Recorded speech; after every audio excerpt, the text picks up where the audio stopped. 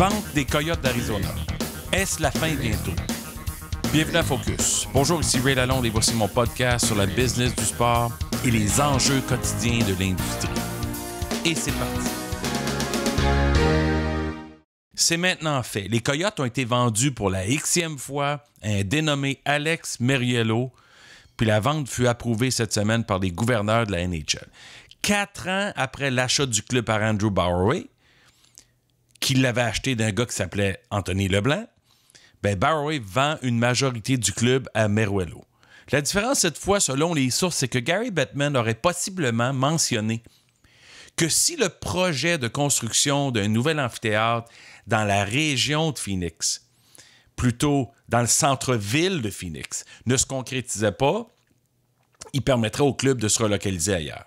Mais moi, je veux revenir sur l'amphithéâtre existant à Glendale, en Arizona, le Giga River Arena. Ça fait seulement 15 ans. Pour y avoir été à plusieurs reprises, c'est encore le centre des conversations et des controverses qui sont relatifs aux problèmes des Coyotes. L'amphithéâtre, je le répète, 15 ans. C'est assez moderne, c'est très beau de l'extérieur, dans un développement immobilier, juste à côté du stade des Cardinals de Phoenix de la NFL. Il est à 17 km du centre-ville. C'est vrai que ça prend, avec un peu de trafic, ça peut prendre 45 minutes à 1 heure à atteindre l'aréna. Quand tu quittes le centre-ville de Phoenix à 5-6 heures le soir du bureau, tu vas aller voir un match de hockey, puis il fait 35-40 degrés dehors, c'est tous des facteurs qui affectent les gens. Puis c'est vrai qu'il y a des gens qui vont pas au hockey, comme c'est le cas à Ottawa, quand tu dois quitter le centre-ville, puis embarquer sur l'autoroute, puis essayer de te rendre par une seule route seulement à Canada pour voir jouer les Sénateurs. Ça devient plus long, puis ça devient un défi, puis il faut que tu te poses la question. Mais ça fait partie de tous les défis dans le sport aujourd'hui. C'est le manque de temps, c'est le manque d'argent discrétionnaire, c'est les multiples options que tous les consommateurs ont dans leur vie. Et voir un événement sportif en direct, live, en personne, dans le stade, peu importe NFL, NBA, MLB ou NHL, ça fait en sorte que tu dois te poser la question, est-ce que ça remplit tous les critères? C'est la même chose pour l'Impact de Montréal, qui est situé dans l'est de la ville, le stade Saputo, près du parc olympique. Les gens du centre-ville ou de l'ouest de l'île se disent, là, on se donne-tu la peine pour se déplacer? Ça va impliquer des considérations. Même chose pour les Alouettes de Montréal, au stade McGill, sur le Mont-Royal, mais avec construction, trafic, congestion, difficultés, stationnement, toutes sortes d'enjeux et de contraintes qui font en sorte qu'il faut que tu décides si tu y vas ou non. Selon les sources à Phoenix, le Meriello aurait acheté le club pour une valeur établie de 300 millions de dollars. Bon, il a acheté une majorité des actions. Barroway en détenait 51%.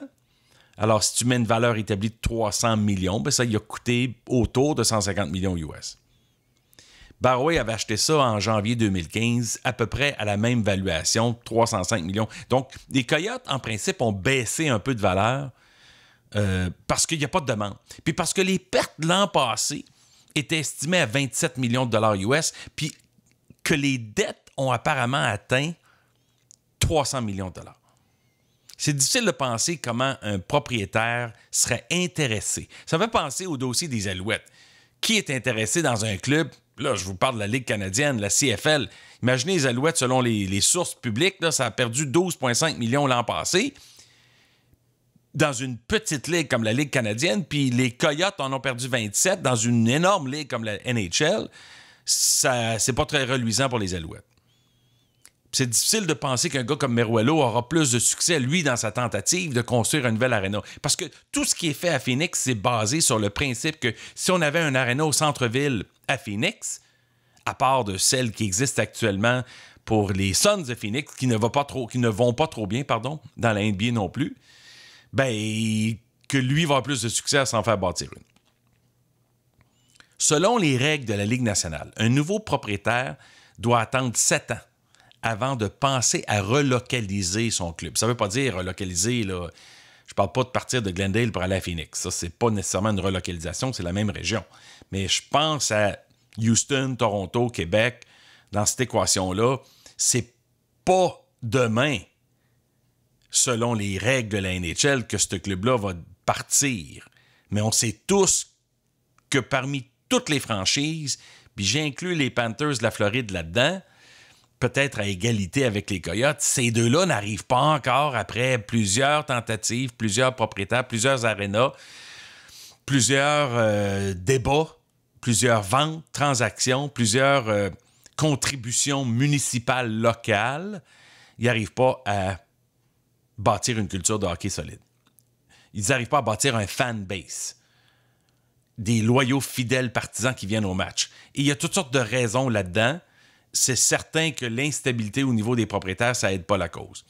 Mais il faut comprendre aussi que du côté des propriétaires, qui veut s'embarquer dans une situation où tu vas perdre des dizaines de millions de dollars, accumuler des dettes, puis voir des gradins vides? Ça prend beaucoup de temps, de patience, quelqu'un de très riche.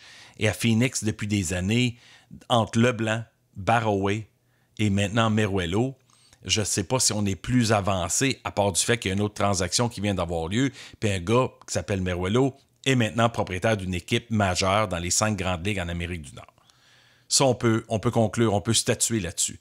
La question, c'est est-ce qu'il va, lui, être capable d'être l'étincelle qui fait en sorte qu'on s'engage à bâtir un nouvel amphithéâtre? Parce qu'une chose qui est claire sur l'amphithéâtre actuel à Glendale, je ne sais pas ce qu'ils vont faire avec si jamais les Coyotes quittaient.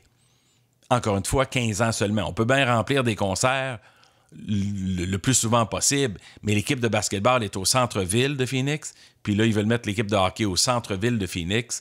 C'est sûr qu'il y aurait une légère augmentation, ce qu'on appelle un bump en termes de popularité, parce que tu es au centre-ville, il y a plus de monde, c'est vrai ça. Est-ce que ça va faire en sorte que Phoenix va devenir une ville de hockey? Pas certain. Pourtant, le club était compétitif l'an dernier. Ils ont presque atteint les finales, pas les finales, pardon, les séries éliminatoires de la NHL. Mais ça demeure un défi énorme annuellement pour toute personne, pour quiconque veut devenir un propriétaire, un administrateur, un gars de marketing pour cette équipe-là. Bonne chance. Il y a quelques équipes dans le sport majeur qui sont presque condamnées à perpétuité et à vivre des difficultés. Puis jusqu'au moment où Gary Bettman va changer d'idée puis va relocaliser cette franchise-là, je suis pas certain qu'on va avoir du succès dans cette région-là. Merci d'être au rendez-vous, de me suivre sur Twitter @RealRayLalonde et de partager le podcast qui est disponible sur SoundCloud, YouTube ou iTunes. Encore une fois, merci de votre attention. Ici Ray Lalonde, à très bientôt.